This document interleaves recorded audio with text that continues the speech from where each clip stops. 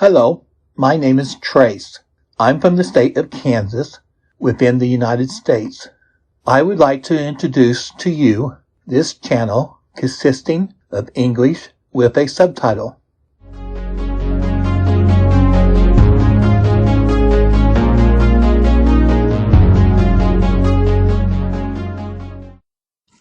The Good Earth by Pearl S. Buck, 1892 to 1973. Chapter 5. The New Year approached, and in every house in the village there were preparations. Wang Long went into the town to the candlemaker's shop, and he bought squares of red paper on which were brushed in gilt ink the letter for happiness and some with the letter for riches, and these squares he pasted upon his farm utensil to bring him luck in the new year. Upon his plough, and upon the ox's yoke, and upon the 2 buckets in which he carried his fertilizer and his water, upon each of these he pasted a square. And then upon the doors of his house he pasted long strips of red paper brushed with mottos of good luck, and over his door he pasted a fringe of red paper cunningly cut into a flower pattern and very finely cut. And he bought red paper to make new dresses for the gods. And this the old man did cleverly enough for his old shaking hands, and Wang Long took them and put them upon the 2 small gods in the temple to the earth, and he burned a little incense before them for the sake of the new year. And for his house he bought also 2 red candles to burn on the eve of the year upon the table under the picture of a god, which was pasted on the wall of the middle room above where the table stood. And Wang Long went again into the town, and he bought pork fat and white sugar, and the woman rendered the fat smooth and white, and she took rice flour, which they had ground from their own rice between their millstones, to which they could yoke the ox when they needed to. And she took the fat and the sugar, and she mixed the kneaded rich New Year's cakes, called moon cakes, such as were eaten in the house of Huang. When the cakes were laid out upon the table in strips, ready for heating, Wang Long felt his heart fit to burst with pride. There was no other woman in the village able to do what his had done, to make cakes such as only the rich ate at the feast. In some of the cakes she had put strips of little red haws and spots of dried green plums, making flowers and patterns. "It is a pity to eat these," said Wang Long. The old man was hovering about the table, pleased as a child might be pleased with the bright colors. He said, "Call my brother, your uncle, and his children, let them see." But prosperity had made Wang Long cautious. One could not ask hungry people only to see cakes. "It is ill luck to look at cakes before the new year," he replied hastily.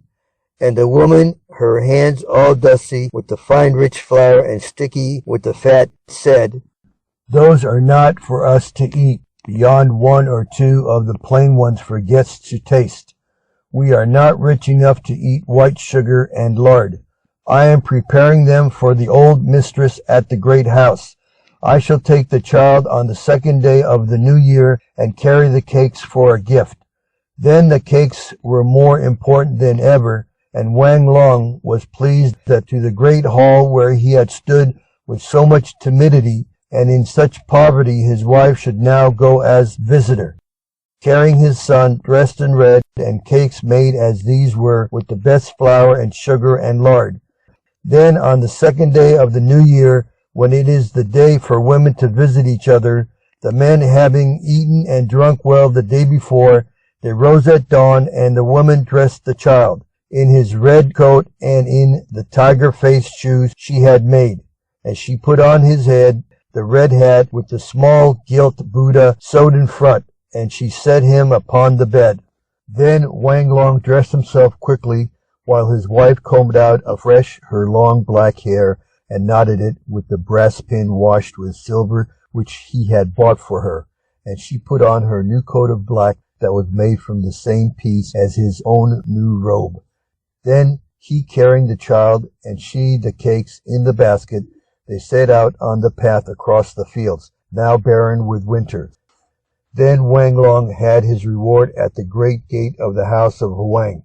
For when the gateman came to the woman's call, he opened his eyes at all he saw, and he twirled the 3 long hairs on his mole and cried out, "Ah, Wang Long, the farmer, 3 this time instead of 1.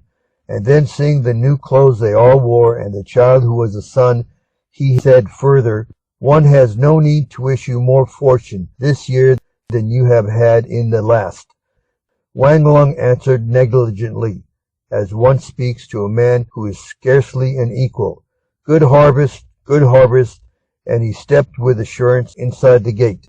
The gateman was impressed with all he saw, and he said to Wang Long, "Do you sit within my wretched room while I announce your woman and son within?"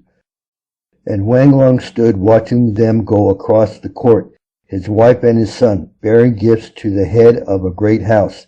It was all to his honor, and when they had dwindled down the long vista of the courts, one inside the other, and had turned at last wholly out of sight, he went into the gentleman's house, and there he accepted as a matter of course from the gateman's pock-marked wife the honorable seat to the left of the table in the middle room.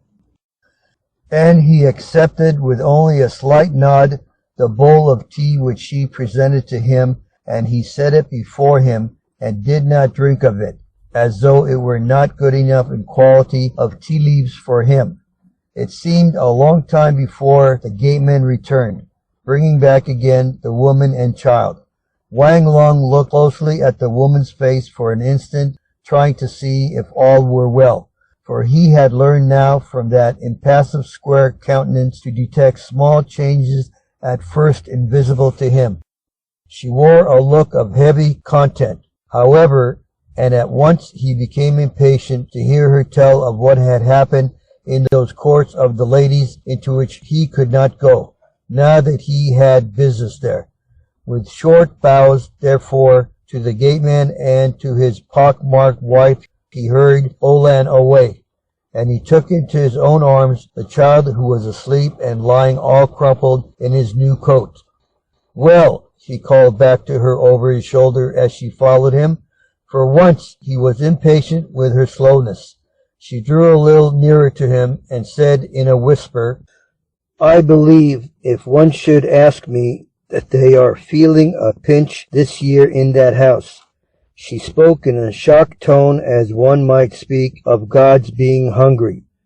"What do you mean?" said Wang Long, urging her, but she would not be hastened. Words were to her things to be caught one by one and released with difficulty. The ancient mistress wore the same coat this year as last. I have never seen this happen before, and the slaves had no new coats. And then, after a pause, she said, "I saw not one slave with a new coat like mine." And then, after a while, she said again, "As for our son, there is not even a child among the concubines of the old master himself to compare to him in beauty and in dress." A slow smile spread over her face, and Wang Long laughed aloud and held the child tenderly against him. How well he had done! How well he had done! And then, as he exulted, he was smitten with fear. What foolish thing was he doing, walking like this under an open sky, with a beautiful man-child for an evil spirit passing by chance through the air to see? He opened his coat hastily and thrust the child's head into his bosom, and he said in a loud voice, "What a pity our child is a female whom no one could want, and covered with smallpox as well. Let us pray it may die." "Yes, yes," said his wife as quickly as she could, understanding dimly what a thing they had done, and being comforted with these precautions. Wang Long once more urged his wife, "Did you find out why they are poorer?" "I had but a moment for private talk with the cook under whom I worked before," she replied, but she said, "This house cannot stand forever with all the young lords, 5 of them, spending money like wastewater in foreign parts, and sending home woman after woman as they weary of them." and the old lord living at home, adding a concubine or two each year, and the old mistress eating enough opium every day to fill 2 shoes with gold. After a long pause, he added, "They must be getting poorer. The old mistress herself told me they wish to sell land, some of the land to the south of her house, just outside the city wall, where they have always planted rice each year, because it is good land and easily flooded from the moat around the wall." "Sell their land?" repeated Wang Long, convinced. "Then indeed are they growing poor? Land is one's flesh and blood." He pondered for a while, and suddenly a thought came to him, and he smote the side of his head with his palm. "What have I not thought of?" he cried, turning to the woman. "We will buy the land." They stared at each other, he in delight, she in stupefaction. "But the land," she stammered. "I will buy it," he cried in a lordly voice. "I will buy it from the great house of Huang." "It is too far away," she said in consternation.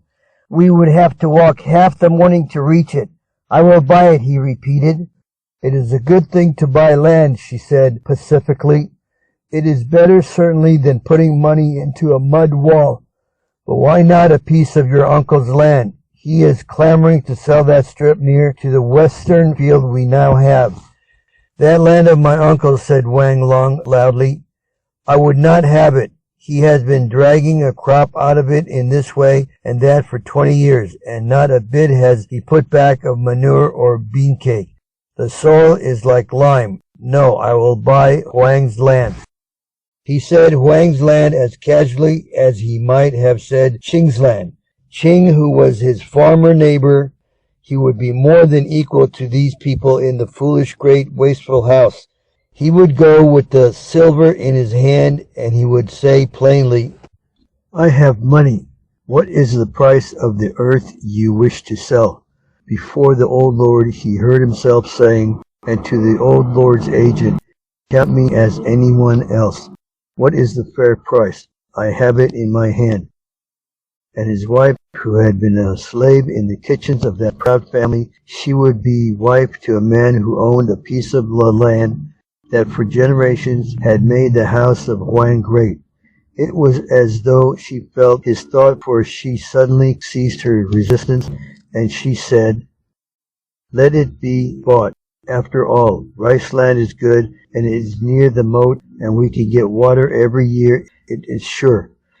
And again the slow smile spread over her face, the smile that never lightened the dullness of her narrow black eyes, and after a long time she said, "Last year this time I was slave in that house." And they walked on, silent with the fullness of this thought.